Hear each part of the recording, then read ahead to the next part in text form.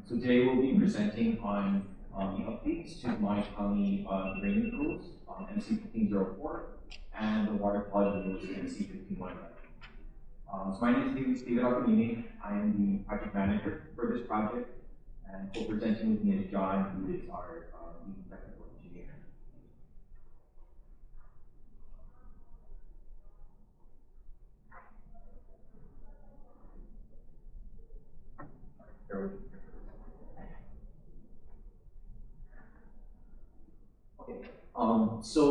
What we wanted to start with is kind of a path to how we got here to this drainage update project.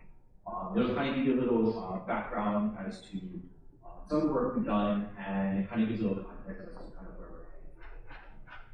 we're headed. So in 2014, KJ began some work with DPW to help assist with some portions of the MS4 program.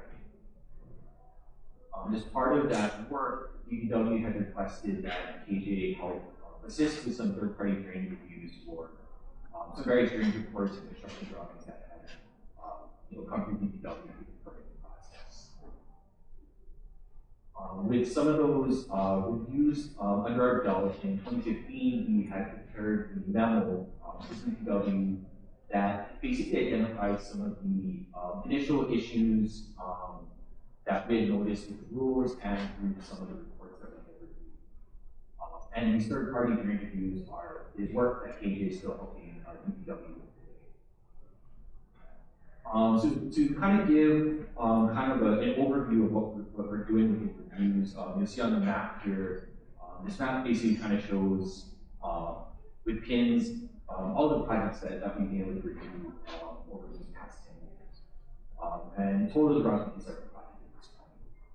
So you kind of see from what's on the map here, we've been able to review projects all across the island, and these projects also entail kind of a wide range. We review projects of various sizes and types, things ranging from your kind of 1 acre single lot developments all the way up to large multi-phase, dozens of acres long-term developments. And over the course of these reviews, we kind of been keeping track of kind of adding to these lists of issues and inconsistencies that we see. So that kind of leads us here to kind of where we're at now. So in 2024, KJ began discussing with DPW about potentially implementing this drainage update project to try to address some of these issues and inconsistencies that seem. And in 2025, we actually began work. So where does that lead us now? Where are we at today, and where are we headed with the project? So we've broken down this project into kind of 4 main phases here. So this first stage here is kind of we're at the latter half of now. It's kind of our information gathering stage. We're trying to gather as much information and data as we can that will help provide guidance for us as we continue forward with the project. So things that we've done so far with the stage, we reviewed some draft red lines of both the drainage and DMP rules that was previously prepared for the county. We revisited our 2015 memo and kind of our ongoing list of issues and inconsistencies that we found. And we've also began looking at other jurisdictions to kind of see how they handle their drainage and water quality. With all of this information in mind, we developed a tracking system that we'll be using throughout this project. And within this tracking system, we noted key aspects and rationale for the existing rules, and we also noted key aspects and rationale for the proposed revisions. And also with the tracking system, we'll be using it to help kind of keep track of how the language of these rule revisions kind of evolves over the course of the project. So in addition to kind of what KJ observes and what we think revisions should be, we also wanted to get county input. And to do that, we implemented an internal survey for the county. We wanted to gather their thoughts and feedback and issues that they see with the rules now, any wishes items or things that they might want to see revisions. We conducted various meetings with them via Dream Board with the county over the month of September. We decided last one the previous week. And we took those, the feedback we got from the surveys, and it really helped initiate really good discussion and feedback and conversation with them for the course of those meetings. Now, in addition to that, we don't want to just leave it to KP things and what the county thinks. We also want to hear what you folks, as the wider community also and so that's kind of the last piece of the puzzle that kind of leads us to why we're up here today, presenting on this project to you folks, because we want to hear that feedback. And I'll get into a little bit later about how that's going to happen. So after all of that information gathering, all of that input will help guide us into stage 2, which will be the actual production of the red line rules. That will take all those considerations in mind and actually kind of use an actual red line.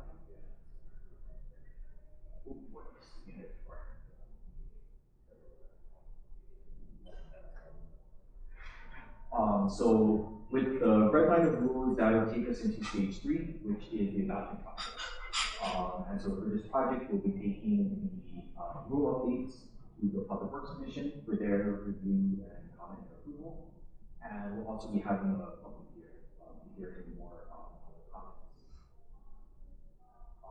And kind of ongoing with all of this is stage 4, which is the preparation of the supplementary manual. So there'll be 2 manuals, a drainage manual to supplement the 04 drainage rules and permanent DMP manual to support the water quality. And those manuals will be kind of prepared as we're continuing on with the so the drainage manual is going to be prepared by KJ, and the permanent DMP manual is being prepared by KJ. Okay, so getting into how you folks are going to be able to provide your input. So on the screen here, we have 2 QR codes.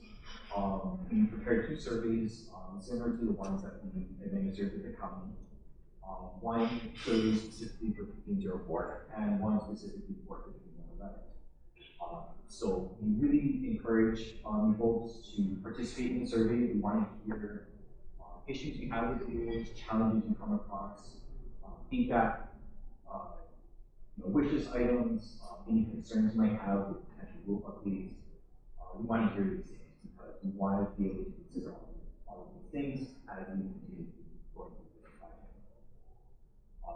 The QR codes are on the screen now. They'll be at the bottom of the screen throughout the remainder of the presentation. In addition to that, at the county table in the back, we created some kind of little business cards that also has a QR code, so if you want to grab one with you, so you can upload the survey wherever you want. We also have, if you prefer to be emailed, the link to the survey. We also have a kind of a sign-in sheet with all the attendees' names on there. So if you want, you can find anyone on that list, check the box, and then we'll be sending out an email with the links to the surveys. The survey will be open starting today in the video conference and will remain open until October 31st. So we have about 3 weeks, 4 weeks to fill out the survey. These surveys kind of cover some of the key aspects within the rules. Now, we won't really have time to go over all of them here today.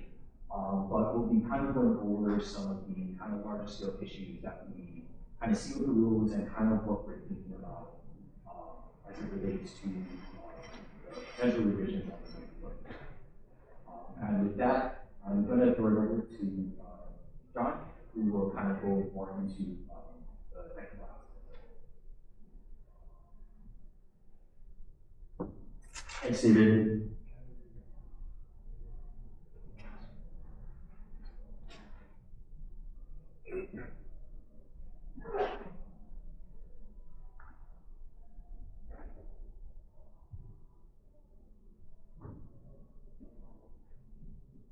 Just a second, please. When you press those buttons, it will start working.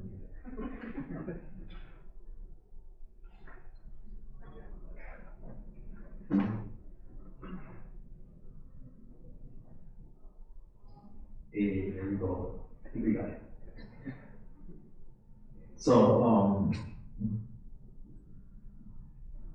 sorry, let me try this way.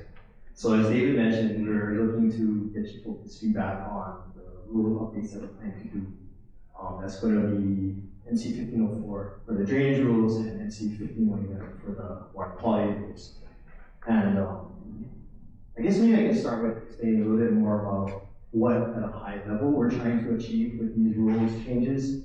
And maybe there's a couple things there, but maybe for folks in the audience, the one that is, to me at least, most interesting is trying to give more clarity to the rules as far as what is required for design requirements and submittal requirements when we turn things into a company. So what we're planning to do at a really high level to address that issue is we're looking to separate out what is a rule from what is a technical criteria. So it's kind of this fancy picture. On the left-hand side will be the rules, and then we're going to take out from the current rules anything related to technical criteria, so that might be like runoff coefficients or hangings and values, all that kind of stuff, all those things, and move it over into a separate drainage manual and a permanent EMP manual for the 1511 stuff.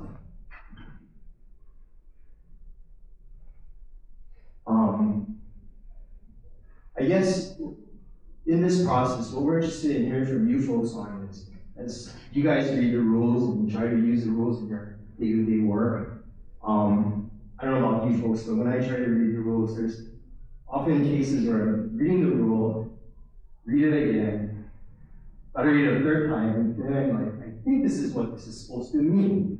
And I'm wondering if other folks in the audience have similar experiences with that. And again, in these surveys, we would really appreciate hearing from you folks on the sorts of challenges that you folks hear when you try to use the rules.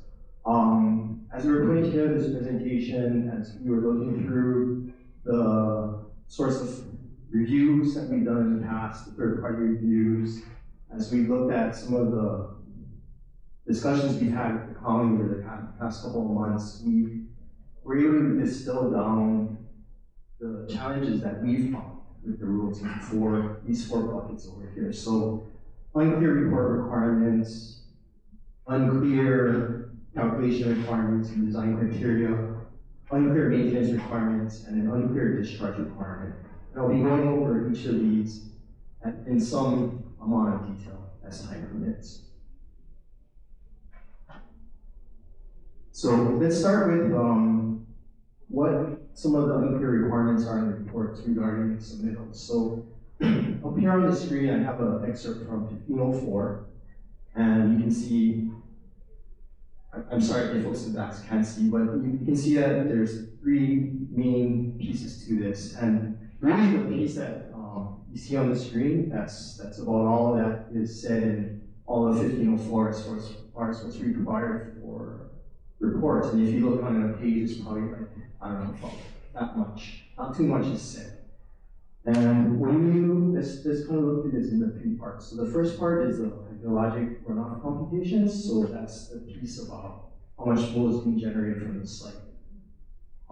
If you look at the rules, there's not a lot mentioned about specifics on what a report needs to provide to describe the existing condition flows or the kind of proposed flows that are being generated by the site. We think that needs to be changed. The next aspect that the rules require is related to hydraulic analysis. So this would be things like roadway capacities, drain inlet capacities, and storm drain design network. So those three things are clearly mentioned as being required in the rules right now, but there are other elements of drainage systems that a lot of land development projects typically include. So what are some of those? They could be things like culverts, detention ponds, swales. All of those kinds of things are not explicitly mentioned in the report requirements as far as what is required to be submitted as part of the report. And so sometimes when reports come in for review, these things are missing entirely. And then the final part of this requirement is a really brief one-sentence description that says, basically provide maps. And that's all it says. It would be, I think, important and good to clarify what sorts of maps should be provided and what should be included in those maps. So important things that I can think of that should be required are things like property lines for the project itself, road names, just a lot of basic information that helps make the map make sense. And then also things like if you're going to put a drainage system in, it would be helpful to know how big the pipes are that are coming in, things like that. So a lot of these things we think we can provide this level of clarity by moving the requirements out of the rules and putting them into a separate manual. So there might be like a whole section of the manual, it's still just a concept, but a whole section of the manual that would just be talking about submittal requirements and what a drainage report should contain. The other area that we think requires some clarification in the rules are calculations. So I have up here an example of one type of inconsistency that we've seen. There's probably others in the report that exist. Actually, yeah, there are, but I picked this one out because it's, to me, really stark and clear the sorts of inconsistencies that we observe when we try to use each rule ourselves. So let's get closer to this here. I have two boxes here. The top box, again, I hope folks in the back can see this, but the top box, there's this really fancy, complicated equation that tells us how much freeboard channel needs to provide. So freeboard is how much extra space or height above the top of the water a channel needs to provide for safety. And the rules go into quite a bit of length to say use this formula. But compare that with what the rules say are required for sizing a storm drain system. That's it right there. No equation. It just says provide a hydraulic grade line and make sure it's on the construction drawings. So when I look at that, I see an inconsistency. I think that bottom one should probably have an equation that's at least as descriptive as the top, because we do a lot more storm drainage work than we do trying to put in channels. Although I'm not saying channels are not important, but definitely, storm drain pipes are important too. So this would be another area, just to clarify, where if we did put this into the manual, maybe it would be like, I don't know, still in a conceptual stage, but maybe there's a second chapter or something that goes into calculation requirements, or maybe it talks about hydraulic requirements and specifics. And we can, inside of there, start looking at in more detail what sort of calculations are required. We can even provide examples of what those calculations should be, if that's going to be helpful to the design community. Again, that's kind of what we're hoping here for you guys. If you have ideas on the kinds of calculations you think are important to see and get examples of, we'd really like to hear that and get that feedback. I've listed up here 4 other areas that we're thinking of providing additional clarification for calculations. There's probably others out there that we can think of that probably need attention as well. And again, please, I know I'm asking this a lot, but if you guys have some feedback and ideas on things that you have come across as being challenging when you try to do your calculations and your designs, that'd be really helpful to hear from you folks as well. But I won't go through all of these on here, but I'll maybe just touch on a couple that I think are interesting. So I'll pick that one up at the top, that retention ponds. And I say retention ponds up there, but maybe it's more than there to just say ponds in general, because every single development, most developments have some sort of pond in them. So it might be a water quality pond, or a detention pond or a retention pond of some sort. But 15111 and 1504, the drainage rules and water quality rules, don't really give a lot of detail on what those ponds should look like, how to size them, what elements should be in it, things like that. So I'll go into a little more detail down too. So we have their overflow weirs. That would be a good example of something where the requirements right now don't talk a lot at all about what a retention pond needs for overflow, but that is a pretty important piece of the puzzle. That'd be like a bathtub with no overflow on it. So if there's no overflow, your tub will overflow and get all over the floor. Not saying that didn't happen in my house a couple weeks ago, but it's probably what's on my mind.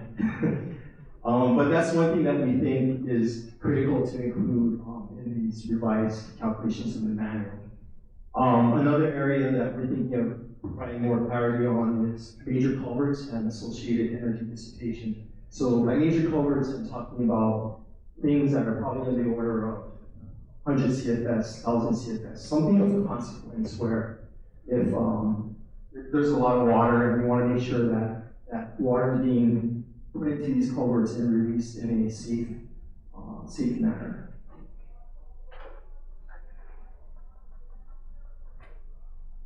The third area that we're thinking of providing some clarity on is maintenance requirements. So same thing again, the rules right now say a little bit about what these requirements are, but not a lot of detail. So things we think that would be important to add clarity to is how easily are these systems for maintenance, who is responsible for the maintenance, and is there adequate access being provided for these maintenance, for maintenance of these items. And again, these are things that we think are best put into a manual to provide greater clarity and also even some examples.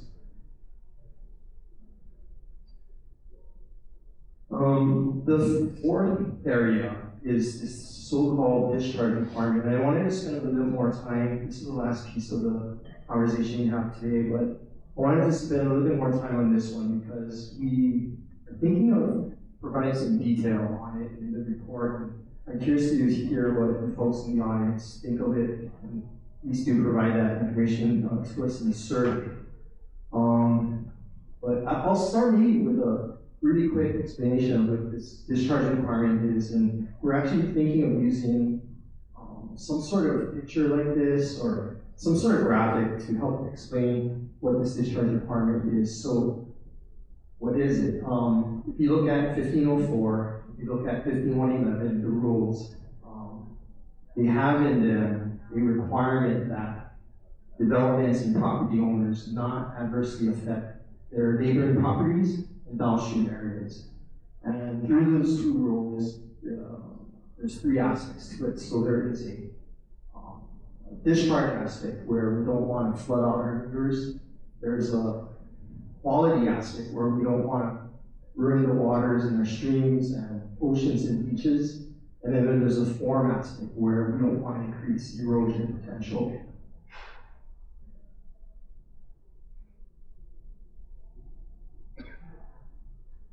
So taken as a whole, those three requirements, if you are able to say in your drainage report that your development is meeting those aspects, then theoretically your development has met the discharge requirements of those two rules.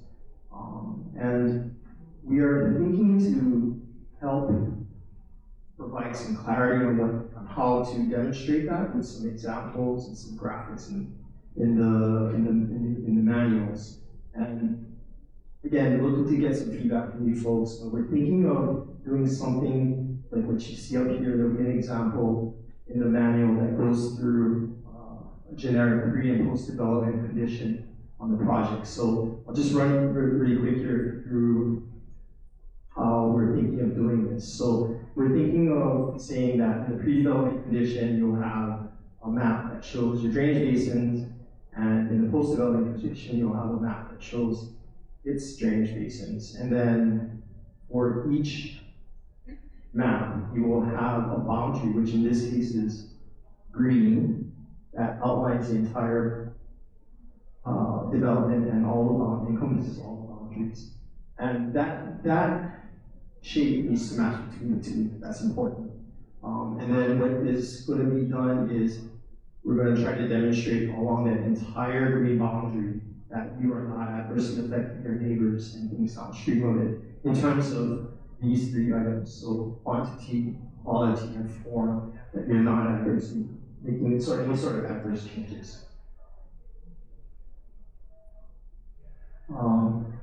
I think that the manual is going to give an example or two of how that might work. So let me run through what an example might look like. And sorry, I'm going to get closer to the screen. I know it might be a little bit hard to see some of the graphics, but let's take it for example. Maybe we'll use, I have user. Here we go. So in the pre-development condition, post-development condition, let's pretend we have a development that's going to come in here. Maybe it's a shopping mall with some parking lots. And in the pre-development condition, you have just an open grass field.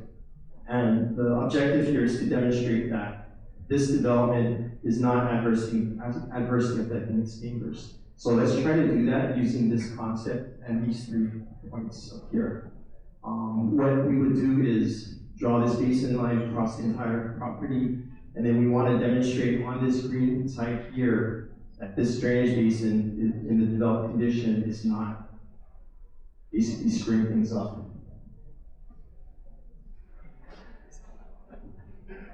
So we can do that by a table like this, and the table would include a summary of the 3 questions that we're asking ourselves. So, has the quantity changed? We would look at what the pre-development flow rate is, and we would look at what the post-development flow rate is.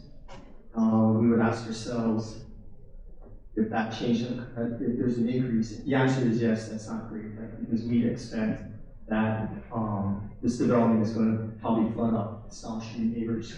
And then we can also look at, in this table, what changes are occurring to the form of that discharge. So maybe in this example, in the existing condition, there is just a nice sheet flow pattern. So water just gently flows across the property boundary into the neighbor here. But in the developed condition, everything's getting collected into a major swale, and then this one swale is just going to discharge water out into the neighboring property next door. So in terms of its form, we would expect to have changes from a nice gentle sheet flow condition to a more concentrated flow condition from a swale.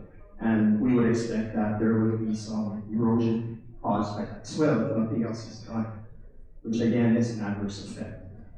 And then finally, in terms of water quality, we would expect that this shopping development would create some pollution, right? So maybe trash, maybe some oil and grease from cars in the parking lots and things like that. So if nothing's done about that trash and those pollutants will make its way to the neighboring property and probably on downstream to the beach and ocean.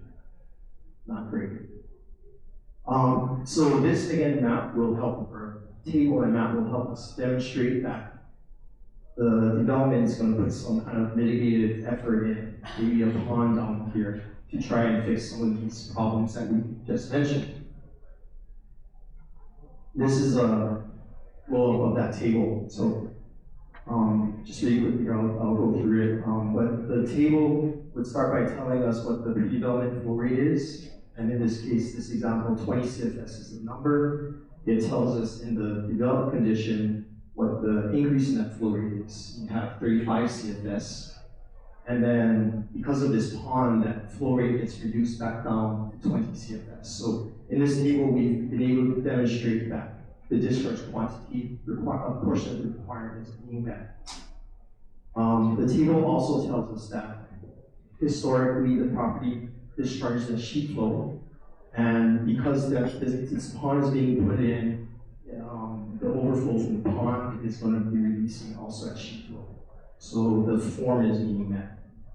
And then finally, quality is being met because we're demonstrating here that we're providing the required water quality inside of this detention pond here. So this discharge quality portion is being met. And so because all three items are being met, the overall discharge requirement is being met for this development.